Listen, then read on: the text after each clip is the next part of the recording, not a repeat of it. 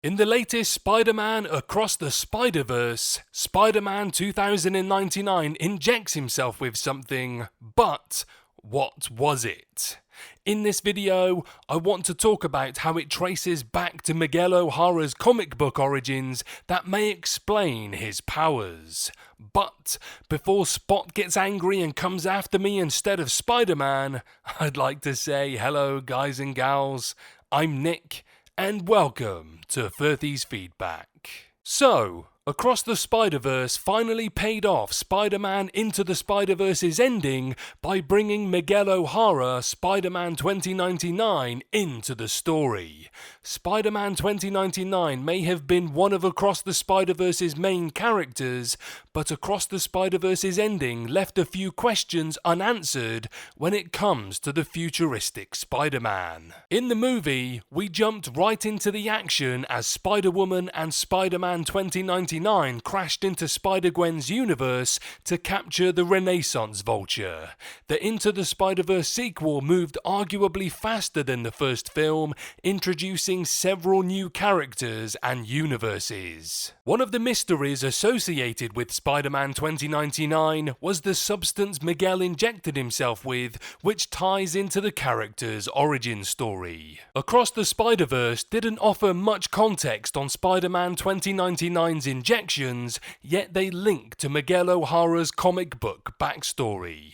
In Marvel Comics, before he turns into Spider-Man, Miguel becomes addicted to an extremely powerful drug known as Rapture. Rapture, which binds to the user's DNA, was the reason why Miguel performed a genetic experiment on himself. He wanted to break free of the Rapture addiction. Miguel's experiment went wrong, and while the Rapture addiction was resolved, he became half spider on a molecular level.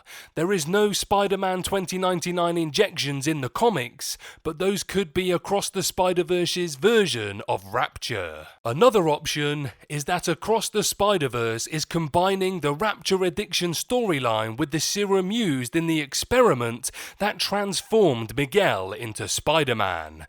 Perhaps Spider-Man 2099 is still addicted to Rapture in this particular Across the Spider-Verse universe. Another possibility is that the serum that gave Spider-Man 2099 his powers, which in the comics is sort of a super soldier serum variation based on Peter Parker's physiology, has now become addictive to Miguel. If Across the Spider-Verse's Spider-Man 2099 powers have the same origin story as his comic book counterpart, then the injections do not give him special abilities.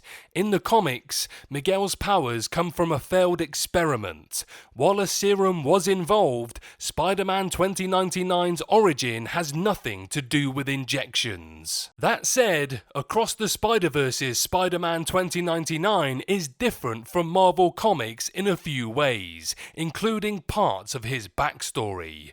Therefore, it would be no surprise if Miguel's transformation into a literal Spider-Man is linked to the injections. Should that be the case, Across the Spider-Verse's Spider-Man 2099, injections might be what give him powers after all. It is also possible that Spider-Man 2099's injections help keep Miguel's DNA stable, thus preventing him from becoming 50% Spider. Miguel O'Hara's spider-like traits, including the fangs and the red eyes, were kept for Across the Spider-Verse. Miguel was even compared to a vampire in Across the Spider-Verse, as he uses his fangs as a weapon quite often. Regardless of the full context behind Spider-Man 2099's injections, that small Across the Spider-Verse Easter egg perfectly ties the film's Miguel O'Hara to his Marvel Comics counterpart. What do you guys think? Did you like Spider-Man 2099 in Across the Spider-Verse? And like me, did you think it was cool they incorporated those injections into the film? Let me know below.